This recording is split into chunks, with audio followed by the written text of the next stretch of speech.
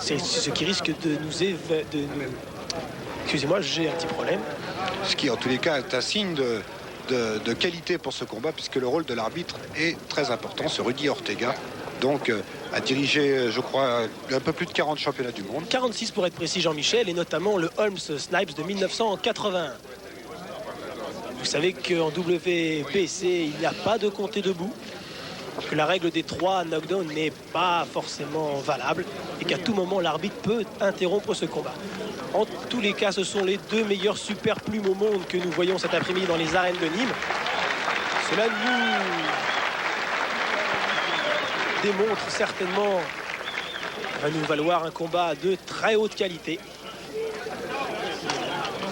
Un combat qui sent un petit peu la foudre étant donné les déclarations tonitruantes des 2 boxeurs depuis une semaine. Première reprise, Francesco Tomás da Cruz dans les couleurs brésiliennes, or et vert. Et plus grand donc, plus grand que Julio César Chavez.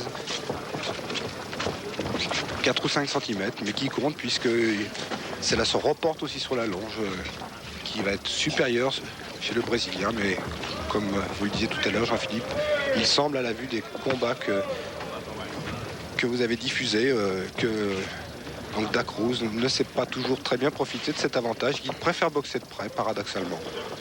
En tous les cas, pour l'instant, les 2 adversaires s'observent.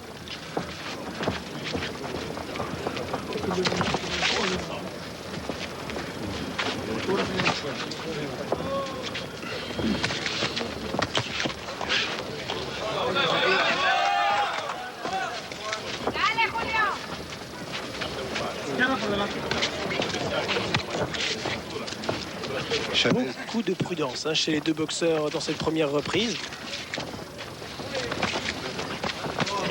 C'est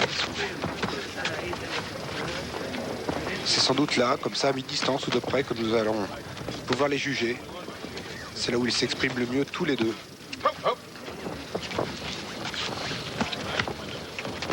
Oh, bon crochet droit, là, de Chavez. Tout nouveau crochet droit. Encore un. Tous ces coups sont toujours très puissants, parfaitement déliés et donnés avec un maximum d'efficacité. Il y a toujours le poids du corps dans tout ce que fait le Mexicain. Remarquablement posé sur ses jambes. Crochet gauche, crochet droit encore. Remarquable travail à l'intérieur. Mais Da Cruz essaie de répliquer dans le même registre. J'ai peur qu'à ce jeu-là, le Brésilien ne sorte pas vainqueur, car les arguments de Chavez sont très impressionnants. C'est une frappe pure, impressionnante. Le Brésilien doit garder sa distance avec son adversaire, sinon il risque d'avoir de gros problèmes. Et dans la première reprise, un crochet droit. Et oui, il y a un pas de compte debout, Jean-Philippe, comme vous l'aviez dit. Très important, et Francesco Tomás da Cruz vient de perdre son protège-dents en difficulté après seulement 2 minutes de combat. C'est toute la force de frappe de Chavez, parfaitement posée sur les jambes, et Tomás da Cruz qui subit pour l'instant toute la force de Chavez. Début de combat très difficile pour l'actuel champion d'Amérique du Sud des poids super plumes.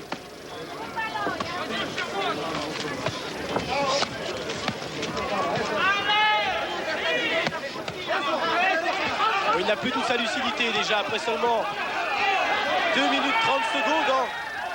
L'arbitre ne peut intervenir, c'est le gong peut-être, Jean-Michel, qui le sauve d'un éventuel KO. Indiscutablement, le gong a sauvé Da Cruz d'un KO qui n'allait pas tarder, qui va peut-être pas tarder, car on a vu, je ne sais pas si les événements vont nous donner raison, on a vu quand même très vite la différence de classe et surtout la différence de puissance entre les 2 hommes. Les coups de Chavez font terriblement mal. Les 2 boxeurs n'évoluent pas dans la même catégorie. On le remarque, l'accélération des 2 mains de Chavez. Notamment ce petit crochet du droit très très court, mais donné avec toute la puissance du corps, avec les pieds bien posés au sol. C'est l'arme absolue du puncher. Chavez qui s'est préparé parfaitement, qui n'a plus du tout ces problèmes de poids qu'il connaissait l'été dernier. Il n'a eu aucun problème pour descendre en dessous des 58 kg, 967, qui est la limite des super plumes. Il est à 300 grammes en dessous. Il est parfaitement affûté. Il n'a pas boxé depuis 4 mois. Il est très reposé. Et cela risque d'être très difficile pour Francesco Tomás da Cruz. Il faut qu'il fuit, il faut qu'il boxe à distance et qu'il boxe en remisant s'il veut avoir une chance. Mais oui, il n'y arrive pas, il s'approche. Et là, c'est une tactique peut-être suicidaire, compte tenu de sa morphologie. On a encore une terrible droite, crochet gauche, crochet droit. Quelques bonnes répliques tout de même, mais insuffisantes pour stopper le Mexicain. Mais tous les coups sont très très puissants, très lourds.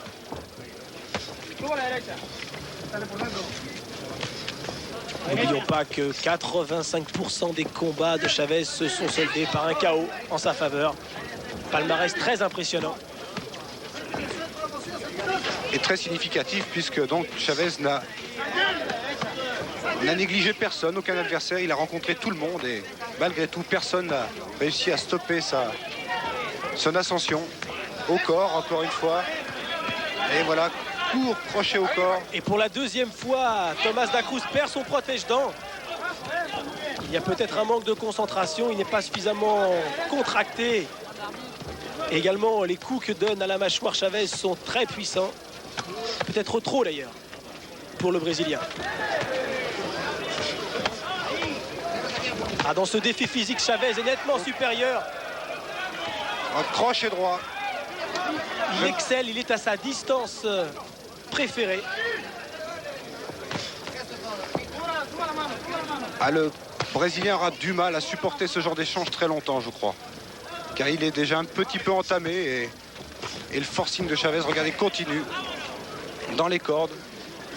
Et le Brésilien continue à rester, lui, en ligne de mire, juste en face, sans esquive, sans profiter de ses jambes. Gauche-droite, encore terrible gauche-droite à la face du Brésilien. Les jambes de Da Cruz ne le soutiennent plus. Au corps maintenant, toujours. Les coups font mal, il a grimacé. Ouais. Ses coups au foie sont très très difficiles. Doublé en uppercut, c'est remarquable ce que fait le Mexicain. C'est toute la différence entre un puncher et un technicien. Da Cruz n'en peut plus, regardez. Je crois que nous sommes très près maintenant de la conclusion de ce combat. Da Cruz complètement sapé, usé en 5 minutes.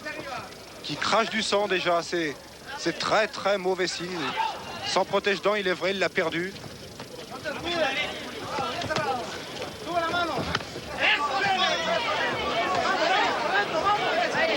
Cela fait plus d'une minute que Da Cruz ne donne plus un seul coup. Et le gong une nouvelle fois qui sauve Tomás da Cruz, qui a d'énormes difficultés à rejoindre son coin. Il sera bien dur pour son entourage de le conseiller judicieusement. Le seul conseil qu'on peut lui donner, je crois, c'est de boxer à distance, mais visiblement, Da Cruz ne sait pas bien le faire. Peut-être ne sait-il pas le faire. Nous étions un petit peu étonnés avec Jean-Claude Boutier lundi soir de voir boxer régulièrement de près et accepter le corps à corps. Et durant les 5 combats que nous avions observés, il avait boxé de la même manière. Da Cruz n'a subi qu'une défaite en 27 combats, une défaite devant Ramon Merchena. C'était au tout début de sa carrière professionnelle à Los Angeles. Les bras ballants, le regard un petit peu absent. Il faut à tout prix que Miguel de Oliveira réveille son boxeur, le bouscule. Le claque un petit peu, parfois peut entraîner un déclic. 3e reprise, un combat jusqu'à là à sens unique. Et Da Cruz me donne l'impression d'être presque résigné déjà à la supériorité de son adversaire. Bien qu'il a déjà pris énormément de coups en 2 rounds. Bonne réplique quand même au corps.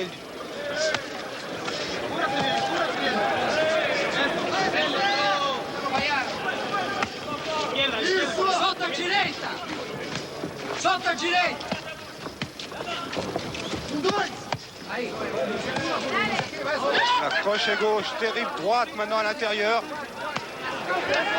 Les séries à la face, sur les flancs. Il est obligé de baisser sa garde. Il n'en peut plus, il s'accroche d'ailleurs au Mexicain. Il remet son protège-dents qu'il était encore en train de perdre. Il est certainement en manque d'air avec la bouche entrouverte. Problème de respiration, c'est le souffle coupé avec ses coups au flanc. L'arbitre a réprimandé Chavez pour un coup bas, mais il ne serait pas étonnant que Da Cruz s'écroule sur un coup qui serait pas forcément le plus efficace. tout à fait, tout à fait.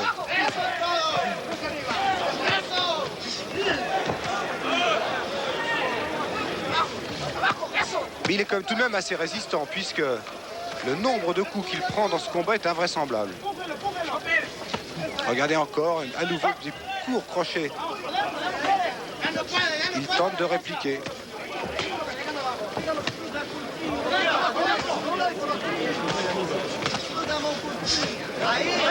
Un bon uppercut là par contre de Da Cruz. Alors, les coups sont donnés un petit peu avec le plat de la main chez Da Cruz.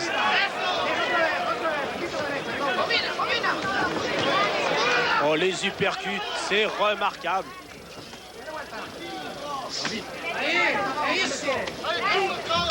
Oh là là, encore le protège-dents qui a volé sur la crochet droit de Chavez. Da Cruz s'accroche, mais Et pour la troisième fois, le protège-dents quitte la bouche du Brésilien. regardez qui donne des coups sans conviction parce qu'il est déjà usé. Là, Thomas Da Cruz au bord du chaos, ses jambes ne le soutiennent plus. l'arbitre va arrêter. Et Voilà. l'arbitre Et se donne arrête. le droit, comme on vous le précisait au début de ce championnat du monde. Il avait les moyens d'arrêter le combat sans compter l'adversaire, le boxeur en difficulté. Et arrête l'arbitre, victoire expéditive de Julio César Chavez. Quelques sifflets du public, mais peut-être n'ont-ils pas apprécié tout le travail physique de Julio César Chavez. Très impressionnant lorsque nous sommes au bord du ring, et vous l'avez certainement également été, vous devant votre poste. Avec cette victoire, la 53e de Julio César Chavez, 8e défense victorieuse, toujours invaincu chez les super plumes, et qui est sans conteste le meilleur super plume au monde, car dans les autres fédérations, Brian Mitchell ou Barry Michael ne sont pas de sa valeur. De très très loin, je crois que là, il n'y a aucun doute. Les trois fédérations instituent souvent la confusion dans les valeurs, mais là, Julio César Chavez est indiscutablement le plus fort à son poids. Il vient de le démontrer encore ce soir dans un match que l'on attendait sans doute, c'est vrai, plus équilibré. Mais Francisco Thomas Da Cruz n'a rien pu faire contre ce Chavez déchaîné trop supérieur. Les encouragements et les cris de hurrah, hurrah, de victoire du clan mexicain. Julio César Chavez ramène une nouvelle fois sa ceinture chez lui. Ses combats sont toujours aussi courts. Et il aime toujours autant la boxe. Il nous déclare régulièrement que la boxe est toute sa vie et qu'il est heureux quand il boxe. C'était réellement un passionné qui a toujours le sourire et qui, c'est tout de même assez étonnant, en 50 combats professionnels est intact. Il a le visage Intact. parfaitement dessiné. Oui, absolument intact. On l'aperçoit ici encore. C'est impressionnant, ce garçon qui donc est... Alors Jean-Michel, maintenant on peut peut-être parler un petit peu de l'avenir de ce Julio César Chavez, car il a fait le vide dans sa catégorie, il a eu des problèmes de poids, il pourrait peut-être passer chez les légers, et on parle d'un éventuel défi avec Hector Camacho. Oui, tout à fait. En tous les cas, c'est son objectif à lui. Il veut être reconnu aux États-Unis d'une manière définitive en rencontrant l'un des boxeurs les plus populaires en Amérique, qui est donc